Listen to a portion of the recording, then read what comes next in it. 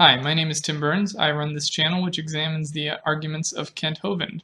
I recently had the chance to email some questions to Kent, and he answered them, so in this series of videos I will be responding to his answers.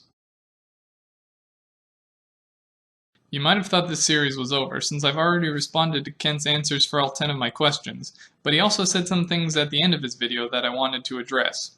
The biggest one is his statement that there are no advances in science or technology that came from evolution. This is an argument he was already using 15 years ago. It's not really anything I haven't heard before, and it's not any more valid now than it was then.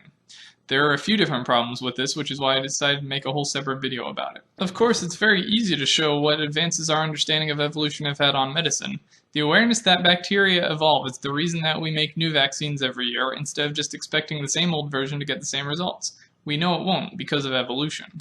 But what Kent says when he's made this point in the past is that those things don't count because that's just microevolution. He only wants to know advances that have come through our understanding of macroevolution. The reason that's not a valid objection is because the only difference between micro and macroevolution is time. Because remember, in proper scientific terminology, there's no mention of nebulous kinds in the definition of macroevolution.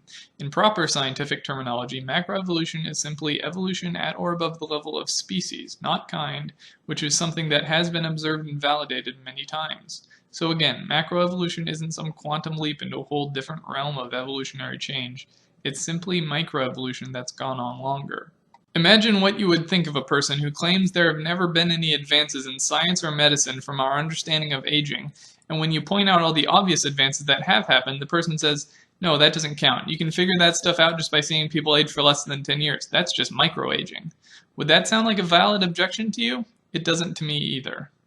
But there's still more than that. The understanding that all organisms are related is another fundamental concept of the theory of evolution, which has distinct effects on how we understand a lot of other things. Have you ever wondered why we do experiments on mice or rats? It's because mice and rats are, in the grand scale of the phylogenetic tree, pretty closely related to humans, and so the results of an experiment has a better likelihood of being comparable to humans than it would in less closely related organisms. Now, Kent might respond that whatever similarities there are between mice and humans is just because of a common designer. But if that were the only reason that experiments on mice yield similar results to humans, then why couldn't scientists just do experiments on frogs or fish or even plants? They all allegedly have the same common designer, don't they? So why wouldn't those results be just as good?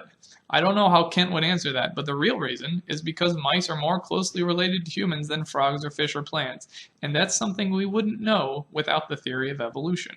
And one more thing. Kent said there are no advances in technology from evolution, which might seem kind of weird at first. Like, why would anybody even expect there to be technological advances from a purely biological field of study? But as it happens, he's even wrong about that. There have indeed been advances in technology that directly resulted from our understanding of evolution. People have applied our understanding of how evolution and natural selection work to solve difficult computation and engineering problems. But don't just take my word for it. Google evolutionary computation and see for yourself. But should any of this matter anyway? Do you ever ask an archaeologist, what advances in science or technology has archaeology produced? Not everything is about advancing. Some things are simply about getting a better understanding of the world we live in. The theory of evolution has been extremely successful in doing that, and as a very pleasant bonus, it has produced real substantial advances in both medical science and technology.